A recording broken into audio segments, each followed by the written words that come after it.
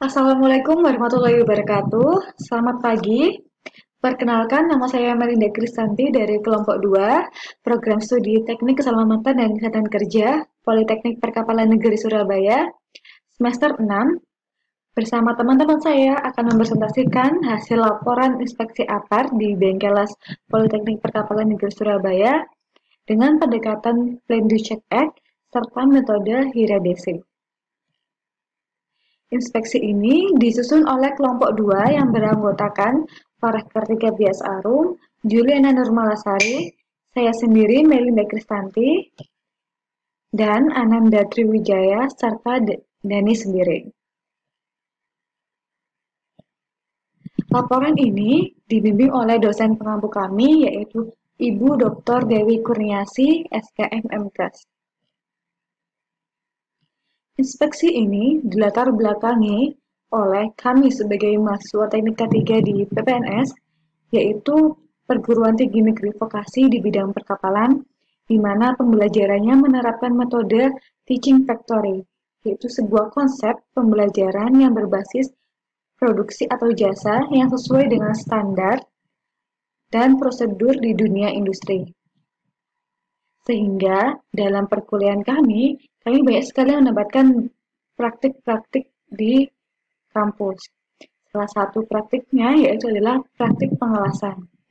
Praktik pengelasan ini difasilitasi dengan tempatnya yaitu bengkelas dan juga alat dan mesin-mesin berbagai jenis pengelasan.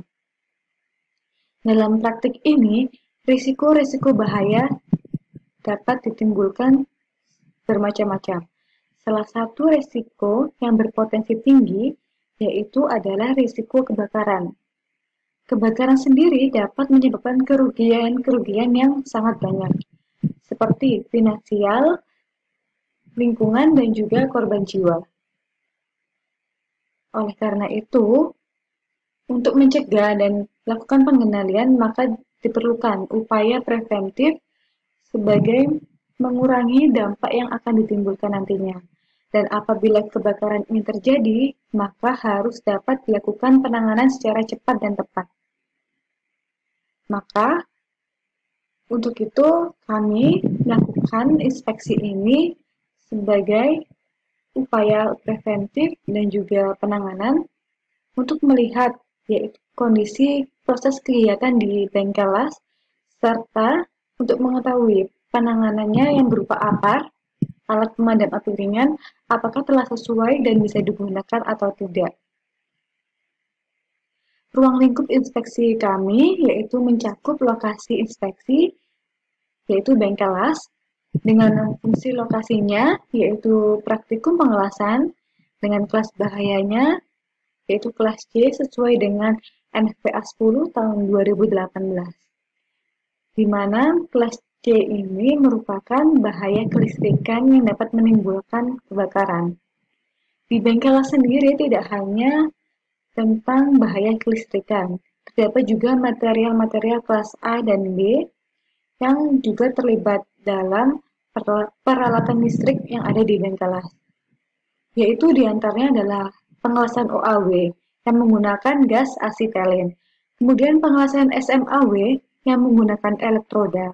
Ada juga pengelasan GMAW yang menggunakan gas inert antara argon dan juga helium, serta CO2 dan filler metal. Selain itu ada pengelasan GTAW yang menggunakan gas inert pula dan juga filler metal, serta pengelasan SAW yang menggunakan elektroda dan SAW flux. Tujuan dari dilakukannya inspeksi ini yaitu sebagai mengidentifikasi bahaya dan risiko K3 yang ada di sekitar bengkelas, kemudian menilai bahaya dan risiko tersebut, serta mengetahui ketersediaan APAR, kemudian mengetahui kesesuaian APAR dengan standar yang berlaku yaitu dari Permenaker nomor 4 tahun 1980 tentang syarat-syarat pemasangan dan pemeliharaan APAR, kemudian mengontrol bahaya dan risiko pekerjaan yang ditemukan, serta yang terakhir yaitu dapat merekomendasikan tindakan perbaikan pada ketidaksesuaian.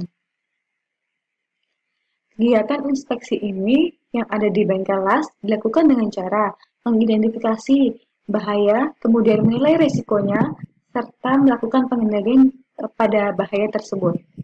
Metode yang kami gunakan yaitu adalah HIRA-DC, Hazard Identification Risk Assessment and Determining Control, yang berdasarkan OXAS 18001 tahun 2007, serta akan dikombinasikan dengan penilaian risiko berdasarkan ASNZS 4360 tahun 2004. Spesifik gedung yang kami inspeksi yaitu seperti ini, seperti pada data yang tertera di PowerPoint, bahwa terdapat satu ruang gudang, satu ruang tool store, toilet, dan satu ruang untuk kepala laboratorium dan juga teknisi-teknisi. Gambar ini diambil dari tampak atas layout Dena Bengkel. Sebelum melakukan inspeksi, maka dilakukannya persiapan dengan mempertimbangkan kondisi keselamatan dari inspektor sendiri, kemudian melakukan observasi langsung di wilayah inspeksi, dan juga melakukan inspeksi sesuai dengan jadwal yang telah ditetapkan, serta melakukan inspeksi berdasarkan rencana yang sudah dibuat. Nah, inspeksi ini memerlukan pelengkapan diantaranya yaitu surat izin. Surat izin ini digunakan untuk perizinan kepada kepala laboratorium atau penanggung jawab bengkel las sebagai praktikum mata kuliah inspeksi K3. Selain surat izin, kami juga memerlukan adalah form inspeksi yang berdasarkan peraturan yang berlaku, yaitu Permenaker tadi, serta untuk dokumentasinya kami menggunakan kamera dan juga kami menggunakan alat tulis untuk mencatat. Tahapan inspeksi yang kami lakukan dimulai dengan menentukan standar, kemudian membuat form inspeksinya, menyiapkan peralatannya, menentukan lokasi yang dituju, kemudian melakukan perizinannya, melakukan observasi lokasinya, setelah itu melakukan inspeksi akarnya sesuai dengan form tadi, kemudian mendokumentasikan setiap temuan-temuan yang kami dapatkan, sehingga nanti di akhir akan kami buatkan laporan inspeksinya. Metode analisa yang digunakan yaitu HIRA-DC, yang mana pada HIRA-DC ini akan mengidentifikasi bahaya, menilai risiko, serta memberikan pengendalian risiko. Kemudian metode yang kedua yaitu FTA, yang mana pada FTA ini mengidentifikasi penyebab dasar terjadinya kegagalan.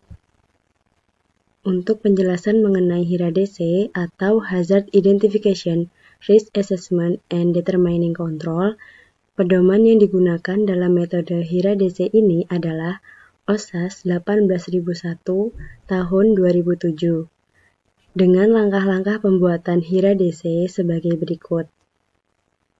Yang pertama yaitu mengidentifikasi bahaya. Pada identifikasi bahaya dilakukan dengan tujuan untuk mengetahui potensi bahaya dari suatu bahan, alat, atau sistem. Kemudian, sumber bahaya yang ditemukan akan dijabarkan menjadi 5 faktor, yaitu man, method, material, mesin, dan environment. Selanjutnya, yang kedua yaitu penilaian risiko. Penilaian risiko dilakukan dengan pedoman pada skala Australian Standard atau New Zealand Standard for Risk Management atau ASNZS 4360 tahun 2004. Terdapat 2 parameter yang digunakan dalam penilaian risiko, yaitu likelihood dan consequence. Pada tabel pertama tersebut yaitu likelihood. Dalam penilaian likelihood merupakan kemungkinan terjadinya risiko atau potensi bahaya. Kemudian untuk tabel yang kedua yaitu consequence pada benda, yang mana terdapat tingkatan-tingkatan dalam kerusakan benda, seperti terjadinya perubahan seperempat bagian, perubahan setengah bagian tidak dapat diperbaiki, atau bahkan total pada benda tidak dapat diperbaiki. Consequence merupakan tingkat keparahan yang terjadi jika bahaya benar-benar terjadi. Kemudian untuk tabel yang ketiga yaitu consequence pada manusia, yang mana pada tabel tersebut menunjukkan tingkat keparahan yang dapat terjadi pada manusia yang diukur secara kualitatif dan menyesuaikan dengan kondisi di PPNS. Kemudian, untuk tabel yang keempat merupakan consequence pada lingkungan, yang mana pada tabel pada keempat ini menunjukkan tingkat keparahan yang dapat terjadi pada lingkungan sekitar dengan mengklasifikasikan berdasarkan dampak yang ditimbulkan, serta usaha penanganannya, serta penyesuaian dengan kondisi di PPNS. Kemudian, untuk tabel yang kelima, yaitu mengenai risk matrix. Setelah menentukan nilai likelihood dan consequence, kemudian menilai menggunakan risk matrix. Risk matrix akan menentukan boleh tidaknya pekerjaan dilakukan. Semakin kecil nilai target, nilai risiko yang diambil maka akan semakin bagus. Risk matrix atau peringkat risiko juga menggunakan standar ASNZS 4360, di mana nilai risk matrix tersebut dapat dihitung dengan menggunakan rumus risk sama dengan consequence dikalikan dengan likelihood, yang mana terdapat beberapa klasifikasi dari risk matrix. Jika hasilnya merah atau masuk ke dalam extreme risk, maka diperlukan tindakan segera. Kemudian jika hasilnya jingga atau high risk, maka diperlukan perhatian oleh direksi. Jika hasilnya moderate risk atau warna kuning, maka tanggung jawab oleh direksi. Kemudian yang terakhir, jika hasilnya low risk atau berwarna hijau, maka dikelola dengan prosedur rutin atau diadakannya inspeksi. Lalu, setelah melakukan perhitungan nilai risiko, kemudian dikelompokkan menjadi tingkat risiko sesuai dengan warnanya. Apabila terdapat risiko tinggi, maka harus dilakukan pengendalian hingga nilai risiko tersebut dapat turun dan diterima. Lalu masuk ke dalam pengendalian risiko. Pengendalian risiko bertujuan untuk meminimalkan tingkat risiko dari suatu potensi bahaya yang ada.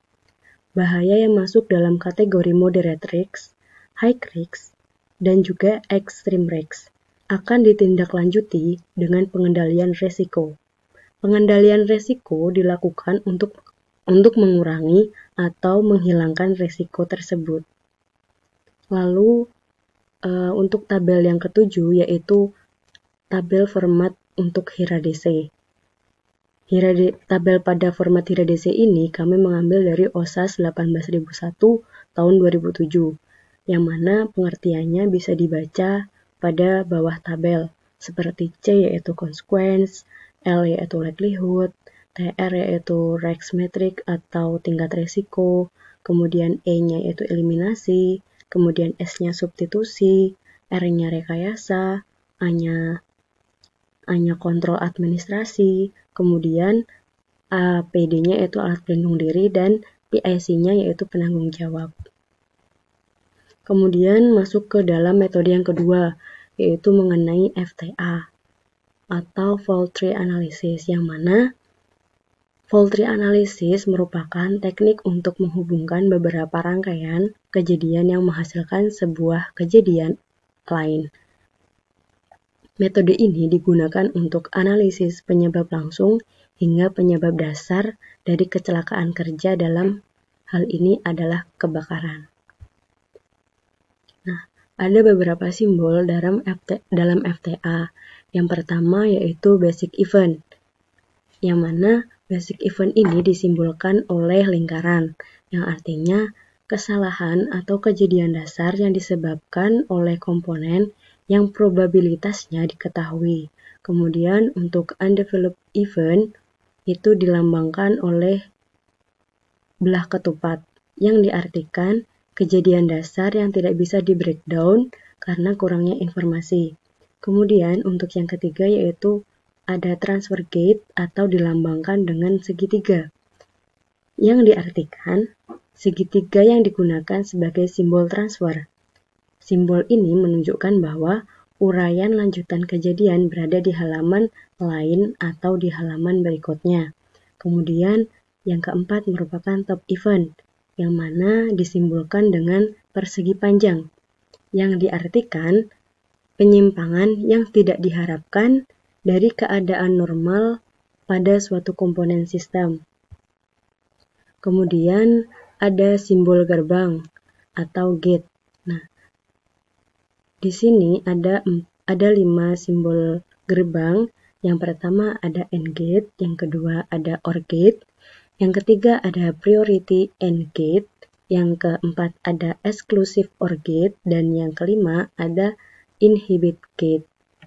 Nah, pada beberapa kasus atau beberapa penelitian, yang paling sering digunakan yaitu gate AND dan gate OR, yang mana gate AND memiliki arti top event dapat terjadi jika diakibatkan oleh kedua hal tersebut.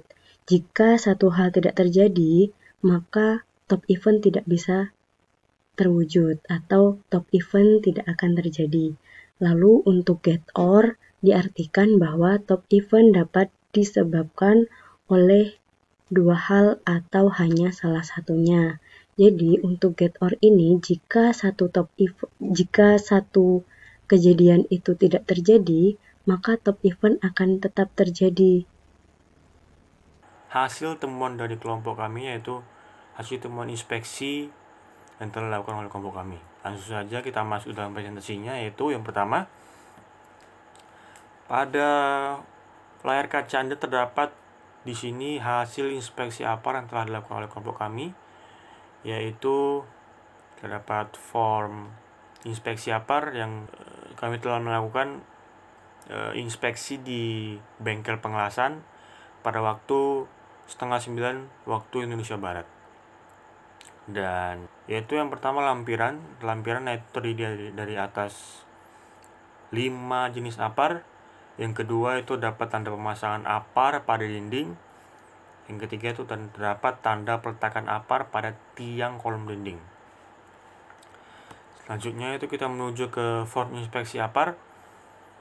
Dan pada form inspeksi APAR kali ini kami telah menyiapkan beberapa kuesioner yang nantinya akan berhubungan langsung dengan Permenaker 4 tahun 1980 dan diambil dari berbagai pasal secara langsung.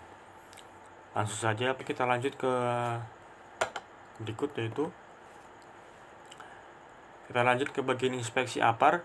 Dari form inspeksi APAR yang telah diperlihatkan oleh kelompok kami mengambil kesimpulan sebagai berikut, yaitu APAR pada bengkel las berjumlah 5 APAR, yaitu 3 tipe powder dan 2 tipe karbon dioksida. Dan hal itu sudah sesuai dengan bahaya kebakarannya, yaitu kelas kebakaran C. Dan pada itu terdapat pre-chemical APAR dan APAR CO2. Selanjutnya yaitu terdapat 3 dari 4 APAR yang terdapat tanda pemasangan. Berarti hanya 1 terdapat tanda pemasangan. Dan pemberian tanda pemasangan APAR tidak sesuai dengan tinggi APAR yang dipasang di dinding, yaitu dari hasil temuan kami bersekitar yaitu 135 cm dan 150 cm dari yang seharusnya pada peraturan yaitu 125 cm. Dan pada gambar kedua, pada inspeksi yang tidak dilakukan diketahui bahwa tabung APAR tidak berisi. Kenapa? Karena ditunjukkan pada gambar disebut bahwa jarum menunjukkan warna merah, yang berarti tidak dapat isi sama sekali pada APAR tersebut. Dan yang selanjutnya yaitu APAR yang tidak dipasang menggantung pada dinding dan penguat yang lainnya tidak dikunci. Dan pada gambar selanjutnya itu dapat APAR yang telah berlubang atau cacat karena karat, telah ditunjukkan pada gambar sebagai berikut. Dan semua APAR yang ditemukan pada bengkel las tidak ditempatkan dalam lemari atau peti box. Dan selanjutnya itu pada inspeksi dilakukan diketahui bahwa tabung APAR tidak berisi, dan tertera pada gambar bahwa jarum menunjukkan warna merah yang berarti tabung dalam keadaan habis atau tidak berisi sama sekali. Dan selanjutnya itu pada inspeksi dilakukan, pemasangan apart tidak ditempatkan lebih rendah dari jarak dasar tidak kurang dari 15 cm dari permukaan lantai. Dan pada inspeksi dilakukan diketahui dari wawancara dengan kepala bengkel las bahwa apart tidak diperiksa dalam jangka waktu 6 bulan. Dan yang selanjutnya yaitu beberapa apart tidak dapat pengaman pada segel atau pin. Dapat dilihat dari gambar bahwa segel atau pin telah menunjukkan warna yang berkarat, sehingga ada kemungkinan bahwa segel tersebut telah rusak. Dan pada gambar yang kedua yaitu diketahui bahwa label beberapa apart dalam keadaan tidak baik. Ditunjukkan dalam gambar bahwa labelnya itu telah berubah warnanya menjadi warna putih semua dan tulisannya hilang semua. Dan selanjutnya yaitu pada inspeksi dilakukan diketahui bahwa mulut pipa pancer menunjukkan kerusakan. Dapat ditunjukkan pada gambar berikut.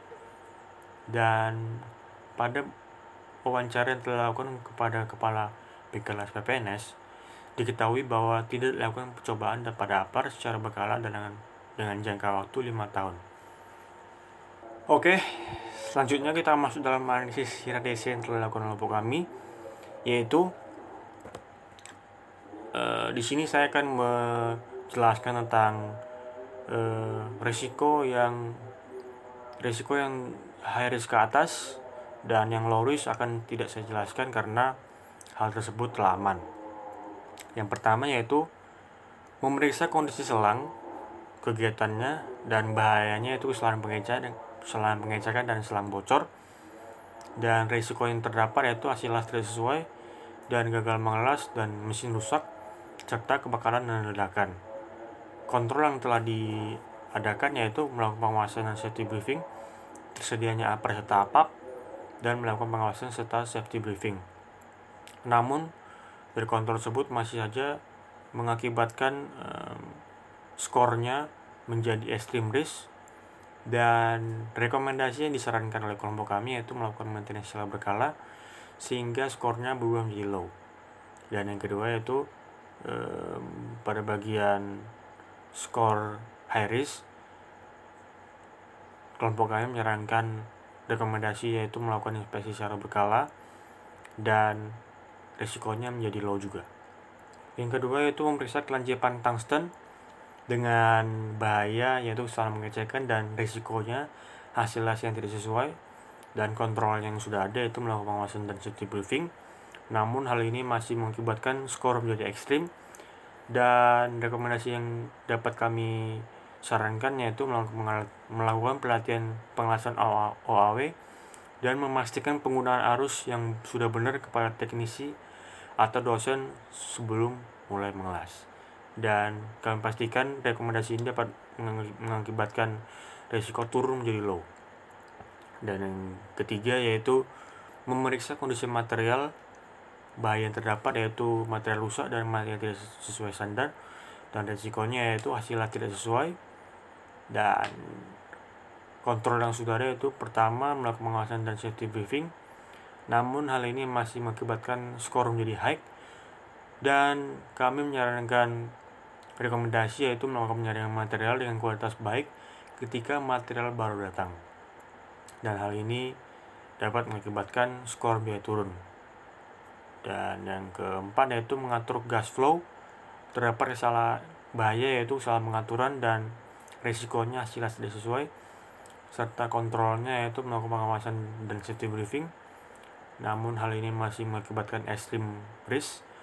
Dan kami menyarankan beberapa rekomendasi yaitu yang pertama menggunakan indikator, dan yang kedua yaitu melakukan pelatihan pengelasan OAW dan memastikan regulator digital. Dan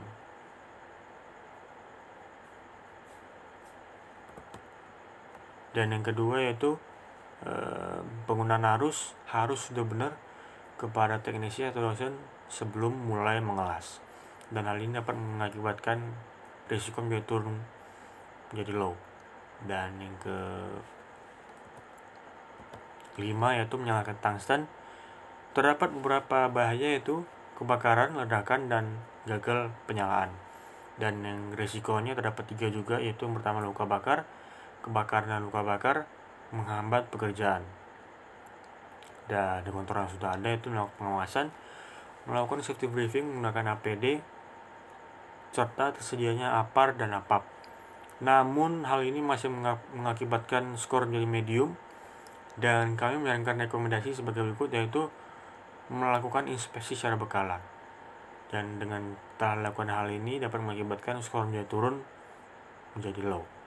Dan yang keenam yaitu mengatur kekerlancipan api, dan bahaya yang terdapat yaitu kebakaran dan resikonya yaitu luka bakar, dan kontrolnya itu melakukan pengawasan serta safety briefing menggunakan APD. Dan walaupun hal tersebut sudah dilakukan, tapi risk masih saja menjadi medium, dan rekomendasi yang kami sarankan yaitu melakukan inspeksi secara berkala sehingga skor turun menjadi low, +1. Dan yang ketujuh yaitu pekerjaan kegiatan mengelas. Terdapat berbagai bahaya yaitu debu halus flux mengenai mata, human error, kebakaran, serta ledakan. Dan risikonya yaitu mata perih, hasil las yang tidak sesuai, kebakaran, dan luka bakar pada tubuh. Dan kontrol yang sudah ada yaitu menggunakan safety goggles, melakukan pengawasan dan safety briefing, serta tersedianya APAR serta APAP, dan menggunakan APD.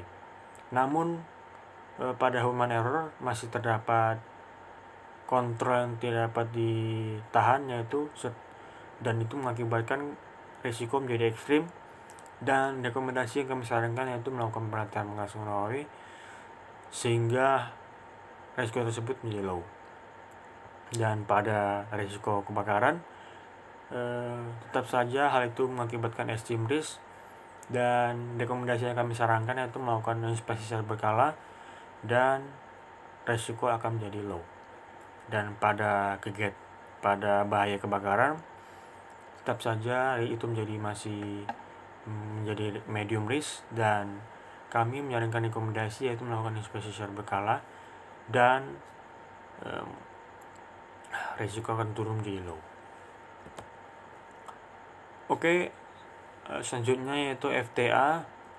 Tentang FTA kebakaran, yaitu kebakaran dibagi menjadi 4 faktor, yaitu dapat terjadi dari faktor lingkungan yang pertama, yang kedua itu faktor mekanik, yang ketiga faktor manajemen, dan yang keempat penyalaan api yang terlalu besar. Pada faktor lingkungan terdapat simbol OR yang berarti hanya bergantung pada satu kegiatan maka akan menimbulkan terjadinya top event.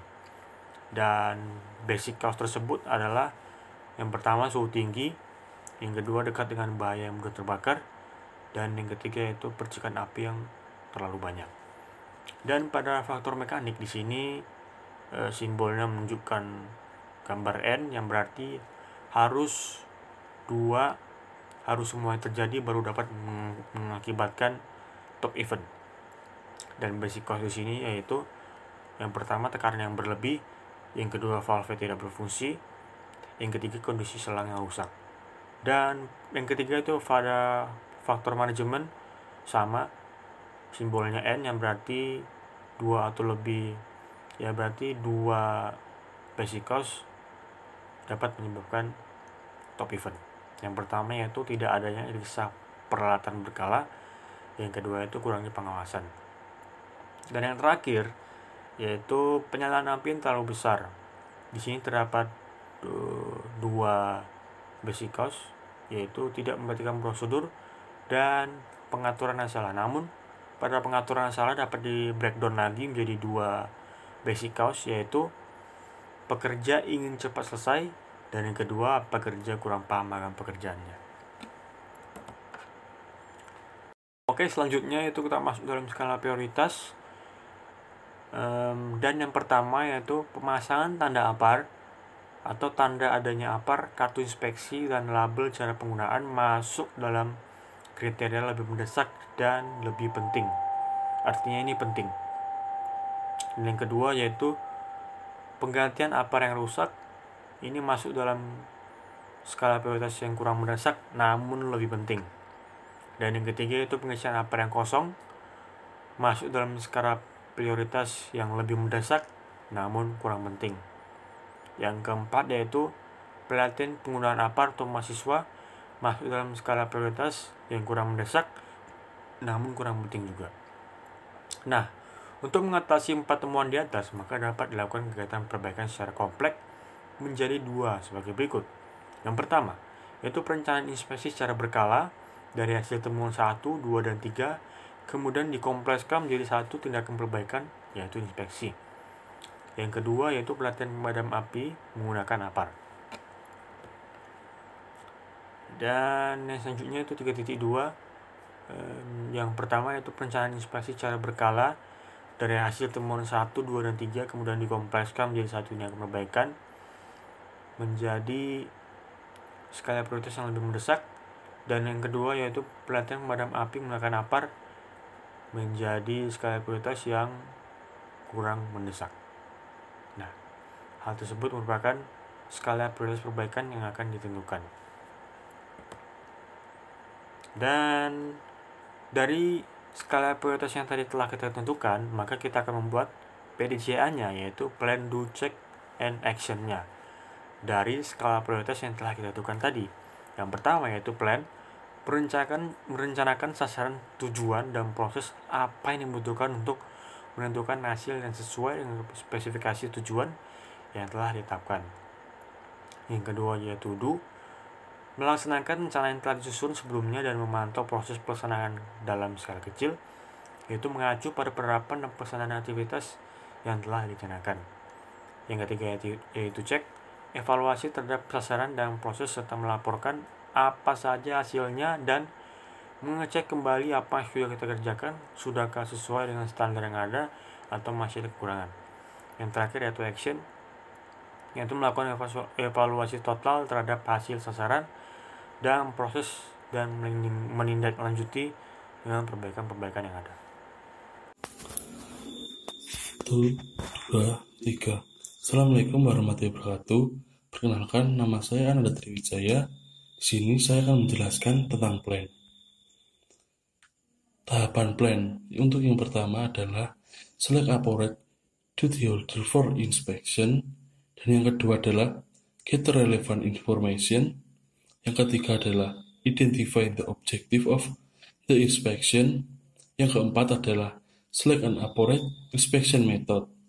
Dan yang terakhir adalah make preparation for the inspection. Untuk yang pertama adalah select appropriate duty holder for inspection, yaitu pelaksanaan rekomendasi sebagaimana tanggung jawab pihak PPNS, yaitu dapat dilaksanakan oleh UPTPP selaku penanggung jawab sarana dan prasarana, serta OPK 3 selaku penanggung jawab implementasi K3. Dan yang selanjutnya adalah get relevant information. Untuk rekomendasi pemasangan tanda APAR menggunakan dasar Permenaker nomor 4 tahun 1980 tentang syarat-syarat pemasangan dan pemeliharaan alat pemadam api ringan. Selain itu, penentuan jenis APAR yang akan dilakukan pengisian ulang atau digunakan kembali sesuai NFPA 10 tahun 2018. Sedangkan pelatihan menggunakan APAR untuk mahasiswa dapat menggunakan metode yang digunakan sebagai bahan ajar mata kuliah praktikum, sistem pencegahan, dan penanggulangan kebakaran. Dan yang selanjutnya adalah identify the object of the inspection.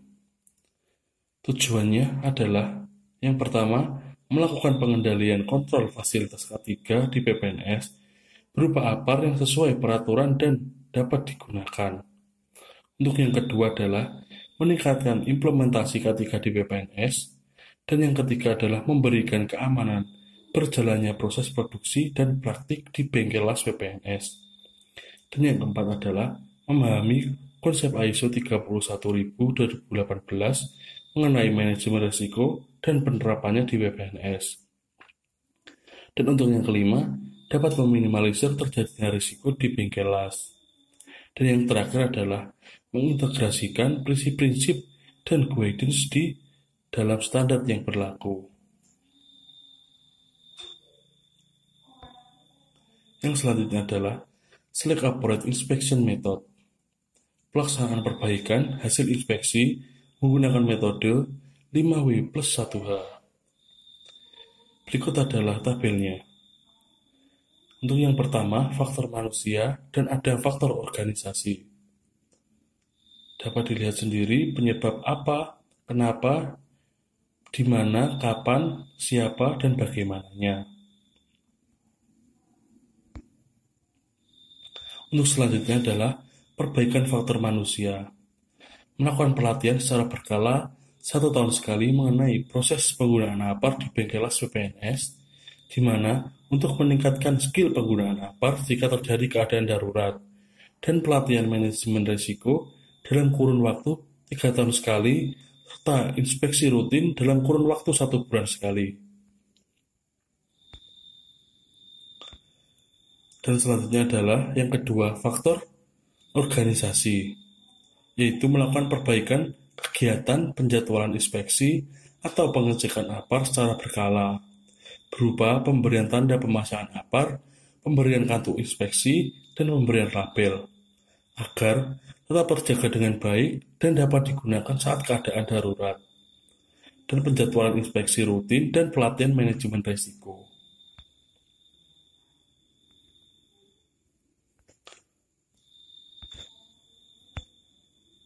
Dan untuk selanjutnya adalah perencanaan inspeksi secara berkala.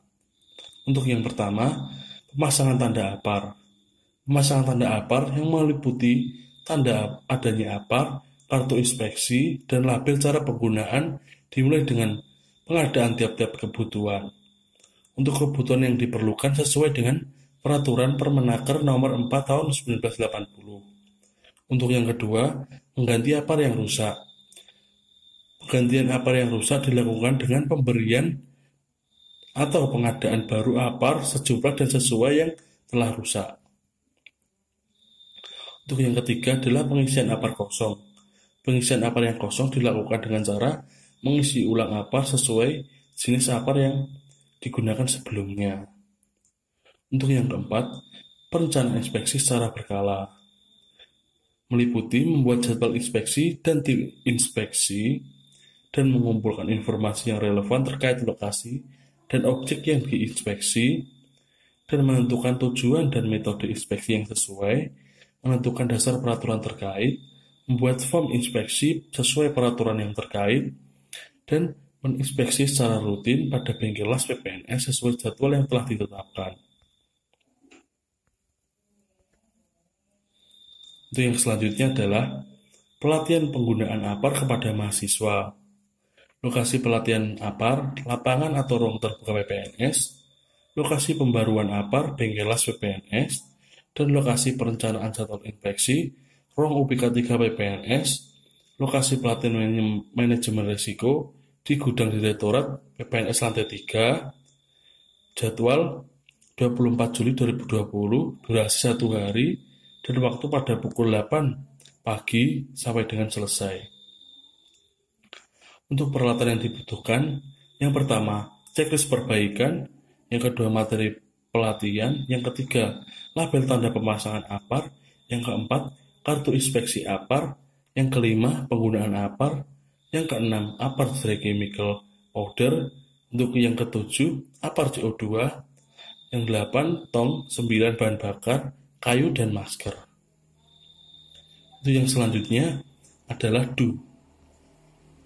Untuk tahapan do sendiri terdiri dari 4 tahap. Yang pertama, make instruction. Yang kedua, specific risk control system and the adequacy of health and safety management arrangement. Yang ketiga adalah make regulatory decision. Dan yang keempat adalah communicate the outcome and conclude the visit. Itu yang pertama, tanda pemasangan APAR. Next instruction-nya, sebelum dilakukan perbaikan, yang akan direncanakan untuk Bengkelas PPNS. Pelaksanaan perbaikan program perencanaan inspeksi secara berkala harus mendapatkan persetujuan dari top manajemen PPNS, karena tanggung jawab tertinggi terletak di top manajemen PPNS, sehingga pelaksana perbaikan atau inspektor harus mengajukan perizinan perbaikan. Setelah mendapatkan persetujuan dari top manajemen, proses perbaikan dapat dibuat dan kemudian diimplementasikan. Untuk yang kedua, perbaikan program perencanaan inspeksi secara berkala diperlukan dengan adanya inspeksi yang sudah dilakukan dengan mengidentifikasi bahaya dan risiko keselamatan dan kesehatan kerja setiap orang yang ada di Bengkelas melalui observasi langsung dengan mempertimbangkan yang pertama, mempertimbangkan kondisi keselamatan setiap pelaksana perbaikan. Yang kedua adalah mengimplementasikan rencana perbaikan yang telah dibuat. Yang ketiga adalah melakukan perbaikan sesuai waktu yang telah dijadwalkan dan disetujui oleh top manajemen. Step ketiga adalah pelaksanaan perbaikan program perencanaan inspeksi secara berkala telah diputuskan untuk dilakukan setelah inspeksi pada Bengkelas PPNS dan dilakukan pembuatan peraturan untuk perbaikan di Bengkelas dan sekaligus dengan pemantauan dampak yang ditimbulkan sehingga nantinya perbaikan dapat dilakukan secara berkelanjutan.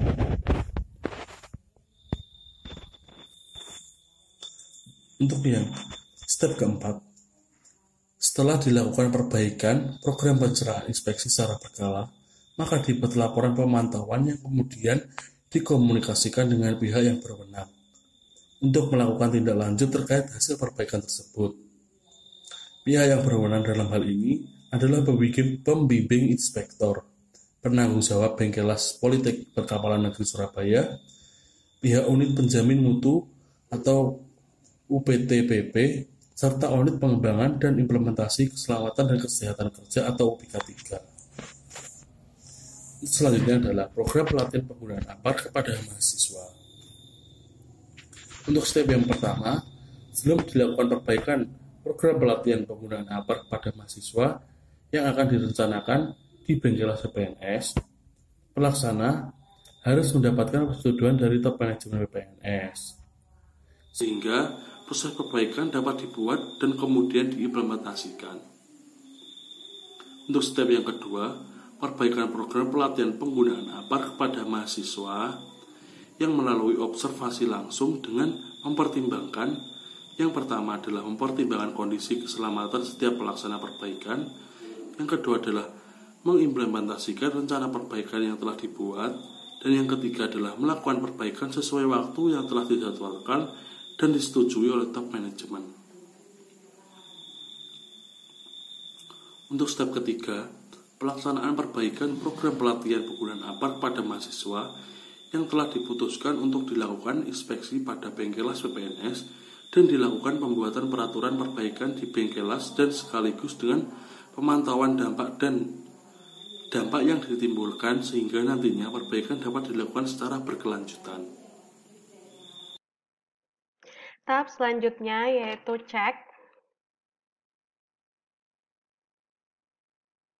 Tahapan cek, step pertama yaitu reporting and recording, tahapan kedua yaitu following up and closing out, tahapan ketiga yaitu evaluating.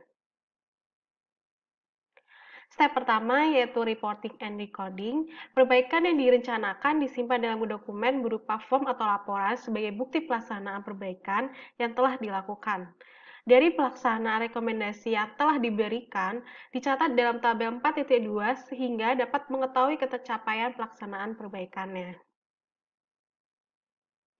Dari lampiran form tindak lanjut penerapan perbaikan pada tanggal 20 Juni 2020, perencanaan inspeksi secara berkala dalam target pemasangan tanda APAR, kartu inspeksi, dan label penggunaan APAR yang ditanggungjawab oleh UPK 3 telah terrealisasi atau terlaksana secara 100%. Kemudian juga tanggal 20 Juni 2020, dalam pelaksanaan pelatihan pemadaman api menggunakan APAR, dalam target peserta mampu menggunakan APAR dengan benar, yang ditanggungjawab oleh UPK 3 terrealisasi atau terlaksana sebesar 100%. Kemudian, Salah satu rekomendasi lainnya yaitu perencanaan jadwal inspeksi. Perencanaan jadwal inspeksi juga dicatat dalam suatu dokumen di mana penggunaan jadwal inspeksi rutin dapat melihat tabel 4.3, di mana pelaksanaan inspeksi dilakukan secara berkala 1 bulan sekali di bengkel las PPNS.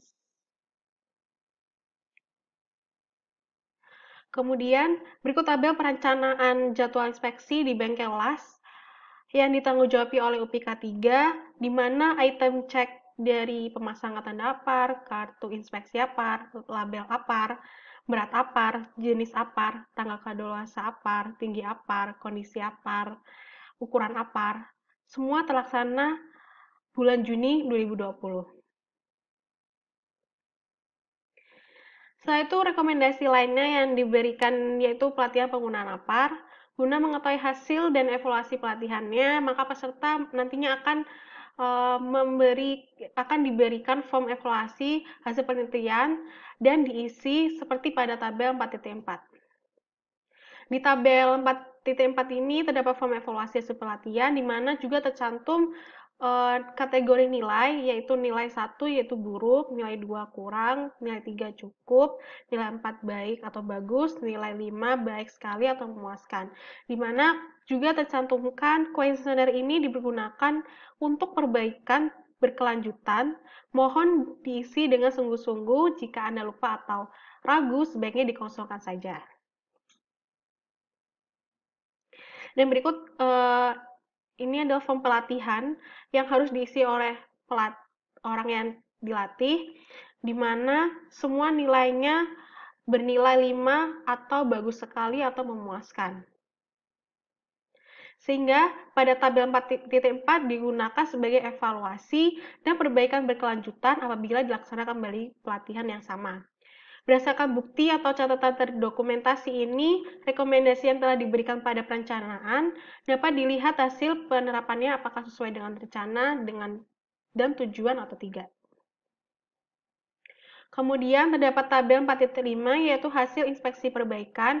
Di sini terdapat persyaratan dan peletakan APAR di mana bersumber dari Permenaker 4 tahun 1980, di mana semua checklist berada di kolom ya.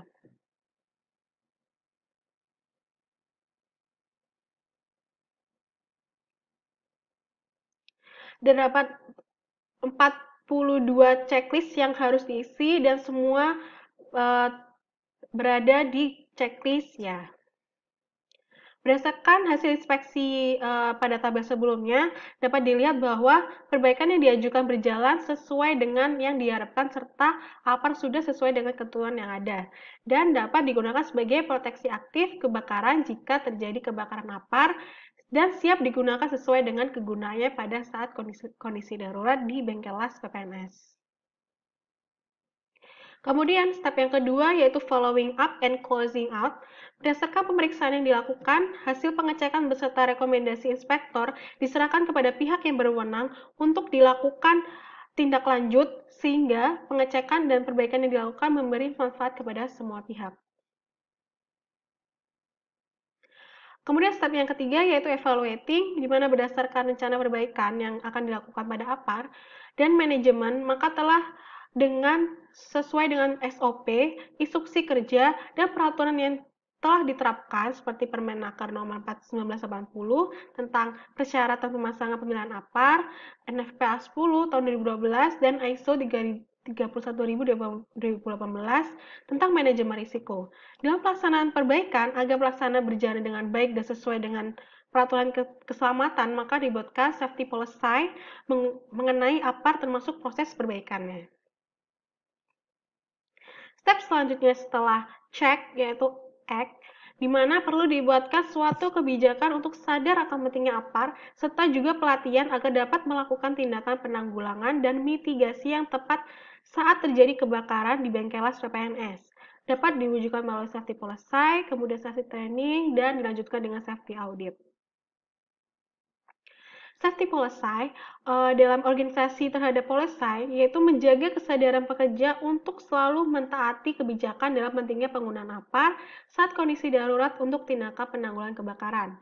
Kemudian organisasi terhadap policy execution, Kemenes membentuk tim untuk melakukan penggunaan APAR saat kondisi darurat sesuai dengan implementasi yang pernah diterapkan.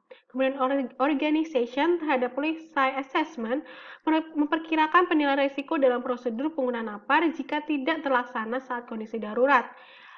Seperti evaluasi pelaksanaan inspeksi APAR secara berkala selama 6 bulan sekali. Kemudian job terhadap policy, di mana kesadaran akan alur penggunaan APAR saat kondisi darurat. Kemudian job terhadap hubungan policy execution, melakukan ke UPI K3 bila terdapat alat kerja ataupun sarana prasarana yang dapat menimbulkan kebakaran dan ketidaktersediaan APAR yang memadai.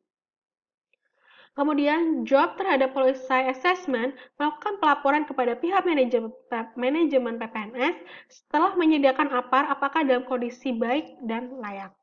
Kemudian, individual terhadap policy, kesadaran akan kebijakan untuk memperhatikan ketersediaan atau kelayakan atau kondisi APAR.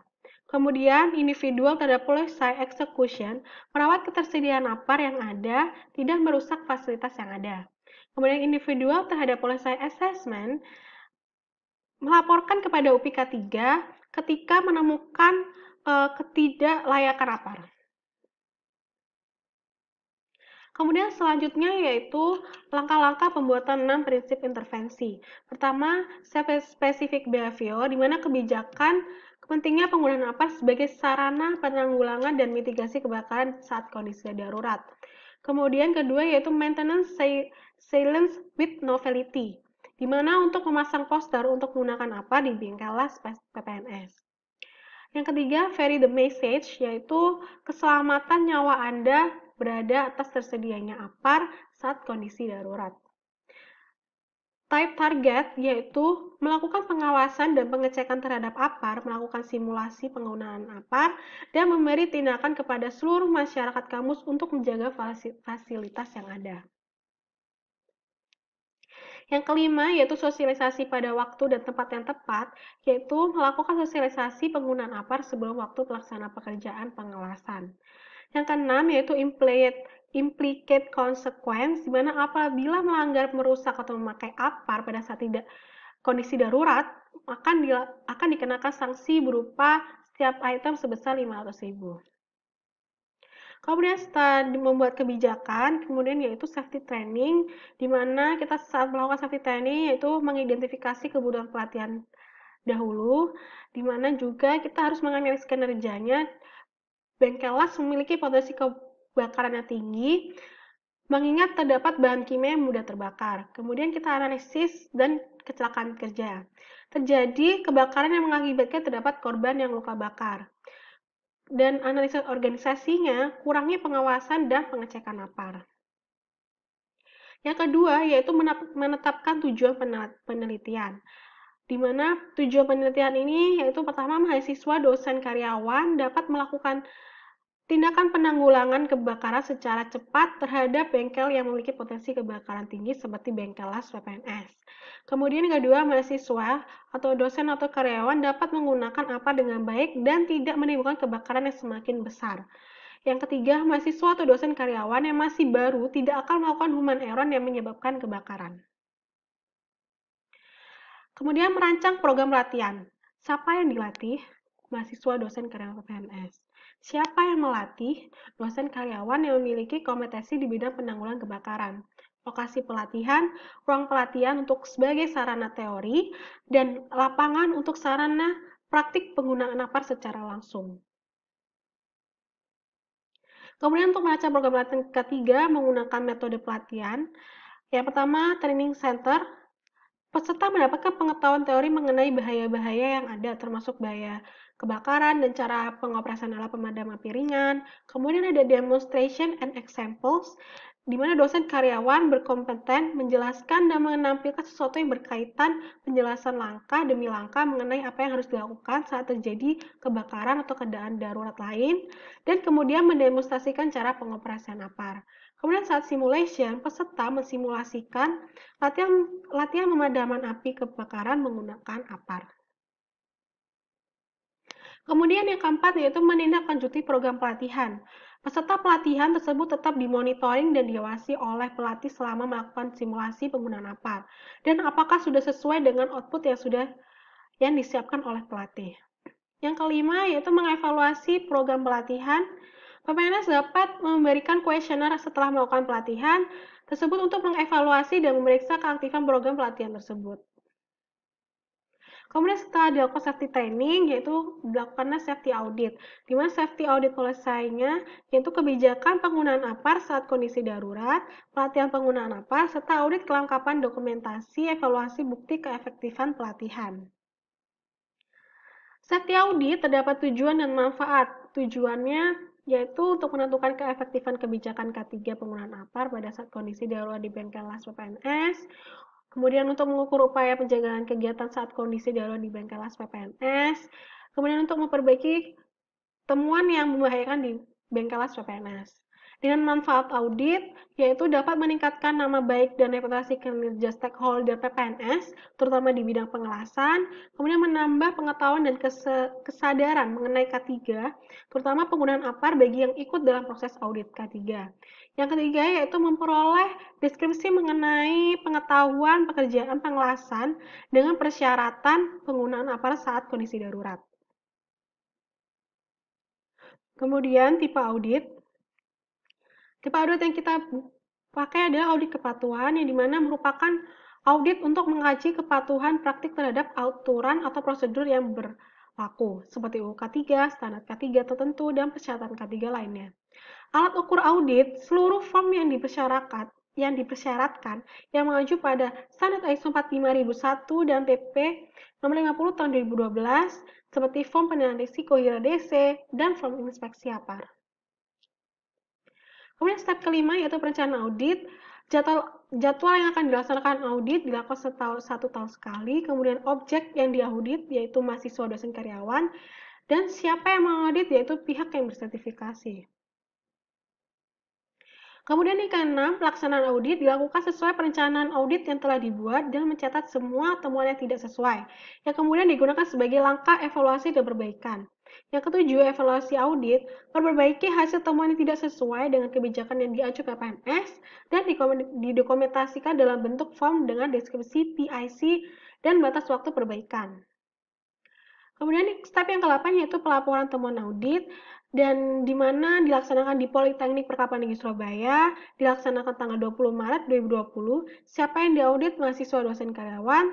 Temuannya tidak adanya form inspeksi, tidak adanya tata cara penggunaan APAR, dan tidak terdapat pelatihan lanjut penggunaan APAR.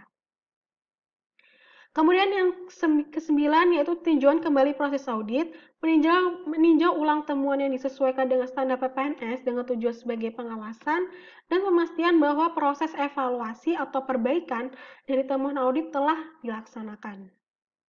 Terima kasih.